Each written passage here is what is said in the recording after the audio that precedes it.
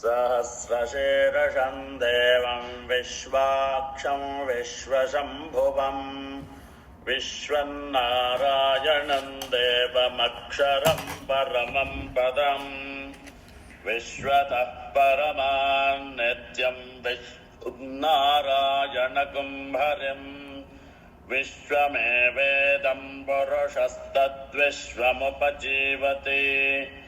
पतिं विश्वस्यात्मेश्वरगुं शाश्वतगुं शिवमच्युतम् नारायणं महाज्ञेयं विश्वात्मानं परायणम् नारायणपरो ज्योतिरात्मा नारायणः परः नारायणपरं ब्रह्मतत्त्वं नारायणः परः नारायणपरो ध्यानं नारायणः परः यच्च किञ्चिज्जगत् सर्वं दृश्यते श्रूयतेऽपि वा